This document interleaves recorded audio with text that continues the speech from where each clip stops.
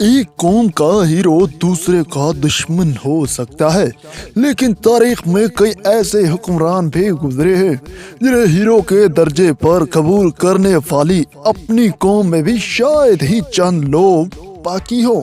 اپنے مذموم مقاصد کے حصول کے لیے ان حکمرانوں نے تمام حدیں پار کر لی۔ دوستو، آج کی زیر نظر اس ویڈیو میں ہم آپ کو 9 ایسے ظالم ترین حکمرانوں کے بارے میں بتائیں گے جنہیں سن کر آپ بھی چونکا جائیں گے۔ السلام علیکم، آپ دیکھ رہے ہیں پی کے نور ٹی وی۔ نمبر 1، اوایون چہارم، 1547 تا 1584۔ روس کے زار ایون چہارم کو تاریخ میں ایون مہیب کہا جاتا ہے۔ اس کے عہد کا آغاز مرکزی حکومت کی ازسر نو تنظیم اور مورسی اشرافیہ یعنی شہزادوں وغیرہ کے اختیارات کی کمی کے ساتھ ہوا، اور پھر اس دور کا آغاز ہوا جسے خوف کا دور کہا جاتا ہے۔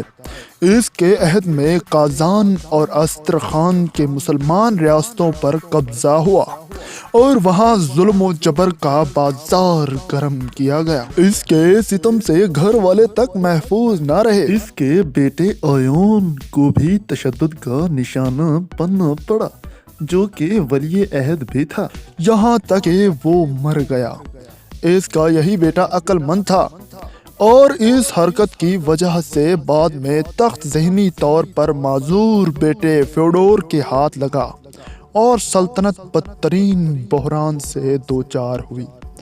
ایک محتاط اندازے کے مطابق ایون چہارم کے دور میں 6 ملین لوگوں کا قتل عام کیا گیا۔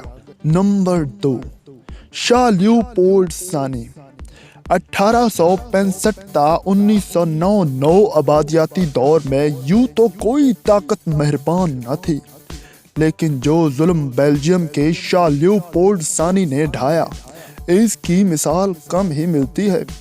اس نے افریقہ میں کانگو فری اسٹیٹ کی بنیاد رکھی، وہ بھی اپنی ذاتی ملکیت کی حیثیت سے۔ اس کے بعد مقامی باشندوں کو ہاتھی دانت اور ربڑ کی پیداوار میں جھونک دیا گیا، انہیں سخت مظالم کا نشانہ بنایا گیا، خاندانوں سے الگ کر دیا گیا، یہاں تک کہ علاقے میں شرح پیدائش تک کم ہو گئی۔ ناکام بغاوتوں میں لاکھوں افراد مارے گئے، جبکہ لاکھوں بھوک سے موت کے منہ میں چلے گئے۔ کہا جاتا ہے کہ 1880 سے 1920 کے دوران علاقے کی آبادی میں 50% کمی واقع ہوئی۔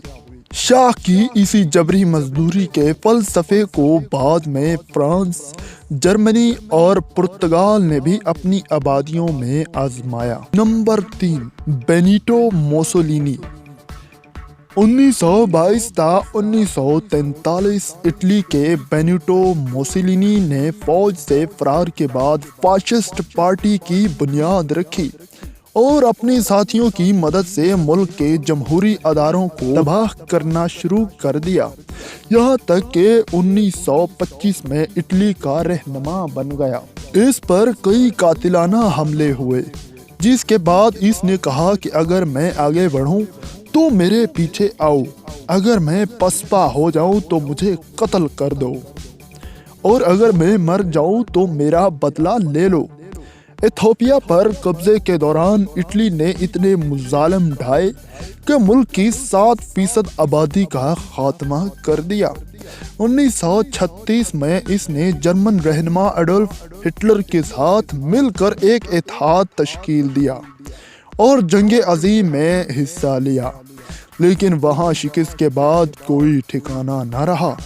اپریل 1945 میں اسے اقتدار سے ہٹا دیا گیا۔ موسولینی نے فرار ہونے کی کوشش کی، لیکن مخالفین کے ہتھے چڑھ گیا، جنہوں نے اسے قتل کر کے لاش میلان شہر کے ایک چوک پر لٹکا دی۔ نمبر 4، جوزف اسٹالن، 1922 تا 1953۔ سوویت یونین میں لینن کا جانشین، جس نے ملک کو سپر پاور بنانے کے لیے عوام کو بھٹی میں جھونک دیا، صنعتوں کو فوری فروغ دینے کے لیے اقدامات اٹھائے جس میں جبری مزدوری بھی شامل تھی، عوام سے بڑے پیمانے پر محصول لیا گیا جس نے فاقہ کشی کو فروغ دیا۔ یہی نہیں بلکہ اپنے مخالفین کو دور دراز کے جبری کیمپوں میں منتقل کیا گیا جن کی تعداد بلا شبہ لاکھوں میں تھی۔ مخالف دانشوروں، عہدیداروں اور فوجی اہلکاروں کو بھی ٹھکانے لگایا گیا۔ سوویت عہد کے سرکاری دستاویزات میں 8 لاکھ افراد کی سزائے موت شامل ہے۔ 17 لاکھ افراد جبری کیمپوں میں مارے گئے جبکہ 3,90,000 جبری ہجرت میں مارے گئے، یعنی لگ بھگ 30 لاکھ افراد تو ایسے ہیں جن کے دستاویزی ثبوت موجود ہیں۔ تاریخ دان کہتے ہیں کہ اسٹالن کے ہاتھوں مارے جانے والے افراد کی تعداد کم از کم 1 کروڑ ہے، اور اگر قحط سے مارے جانے والے افراد اور روس سے آزاد ہونے والے ممالک کی تحقیقات میں سامنے آنے والی تعداد کو بھی شامل کر لیا جائے تو یہ 3 کروڑ بھی ہو سکتی ہے۔ خود اس کا بیٹا یعقوب جرمن افواج کے ہاتھ لگ گیا۔ جرمنوں نے کہا کہ وہ فیلڈ مارشل پالوس کے بدلے میں اسے رہا کر سکتے ہیں، جو اسٹالن گراڈ کی جنگ کے بعد روسیوں کے ہاتھوں گرفتار ہوا تھا، لیکن اسٹالن نے یہ کہہ کر انکار کر دیا کہ وہ ایک عام سپاہی کے بدلے میں فیلڈ مارشل رہا نہیں کرے گا۔ Number 5، Adolf Hitler. 1933 تا 1945 جرمنی کا بدنام زمانہ حاکم ایڈولف ہٹلر، جو 1941 کے آخر تک یورپ اور شمالی افریقہ کا بڑا حصہ اس کے قبضے میں تھا۔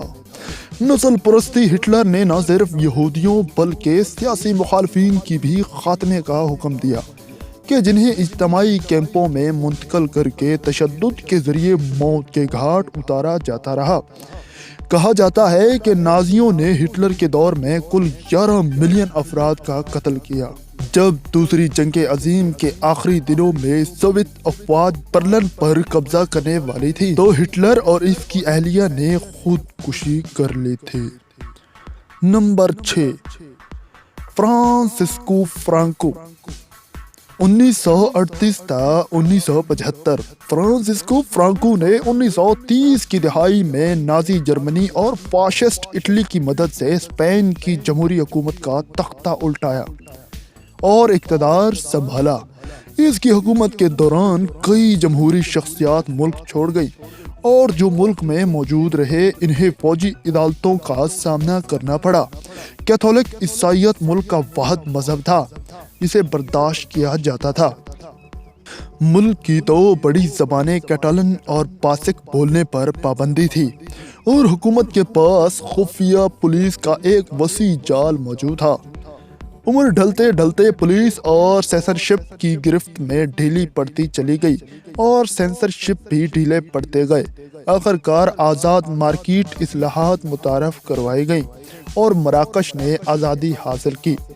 اس کے عہد میں 2 سے 4 لاکھ مخالفین کا قتل عام کیا گیا۔ نمبر 7، پول پوٹ۔ 1975 تا 1979 کمبوڈیا کا پول پوٹ ظالم ترین حکمرانوں کی فہرست میں شامل ایک اور کمیونسٹ ہے۔ اس کی خمر روڈ تحریک نے اپنی مرضی کا معاشرہ تشکیل دے کر اسے عوام پر تھوپنے کی کوشش کی، اور وہ بھی ایسا کہ پڑھ کر یقین نہ آئے۔ اس کے ذہن میں مثالی دنیا کا تصور زرعی تھا، اور یہی وجہ ہے کہ شہروں کی بجائے دیہات آباد کیے گئے اور لاکھوں افراد کو خصوصی مراکز میں تشدد کا نشانہ بنا کر موت کے گھاٹ اتار دیا گیا۔ ایسے معاشرے میں کوئی ڈاکٹر ہو یا استاد یا کسی بھی شعبے کا ماہر، اس کو صرف کھیتوں میں ہی کام کرنے کی اجازت تھی۔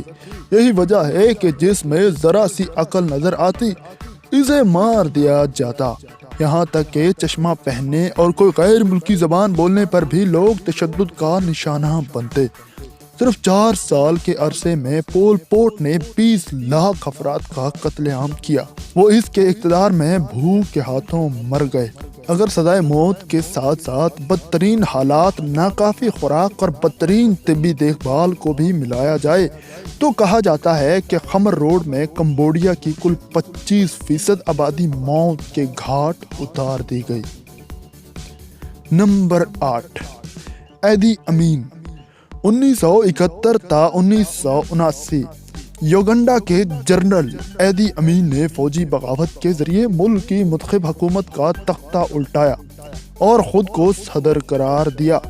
اس کے بعد 8 سال تک وہ ملک کا ظالم و جابر حاکم رہا، جس میں اندازاً 3 لاکھ افراد کا قتل ہوا، جبکہ یہ تعداد 5 لاکھ تک بھی بتائی جاتی ہے۔ اس نے یوگنڈا کی ایشیائی آبادی کو بھی نکال باہر کیا، جن میں سے بڑی تعداد بھارتی اور پاکستانی نژاد تھے۔ فوج پر بڑے اخراجات کیے، جس کا نتیجہ اقتصادی زوال کی صورت میں نکلا۔ نمبر 9، اگسٹو پنوشے 1973 تا 1990۔ جنوبی امریکہ کے ملک چلی کا بدنام آمر اگسٹو پنوشے، جس نے امریکہ کی مدد سے 1973 میں چلی کی حکومت کا تختہ الٹایا اور قبضہ جما لیا۔ اس کے دور میں مخالفین کا غائب ہونا اور انہیں تشدد کا نشانہ بنانا عام تھا۔ 3 سے زیادہ افراد کے قتل، نظر بندی اور تشدد کے شواہد تک موجود ہیں۔ اس کے علاوہ اس پر بھی بدترین کرپشن کے الزامات تھے اور اندازہ ہے کہ کم از کم $28 ملین لوٹے۔ اس پر انسانی حقوق کی سنگین خلاف ورزیوں کا مقدمہ چلا، لیکن اس سے پہلے کہ فیصلہ آتا وہ مر گیا۔ آج کی ویڈیو میں بس اتنا ہی۔ امید کرتے ہیں آج کی یہ ویڈیو آپ کو پسند آئی ہوگی۔ ویڈیو پسند آنے کی صورت میں اسے لائک کر دیں۔ چینل پر نئے ہیں تو سبسکرائب بھی کر دیں۔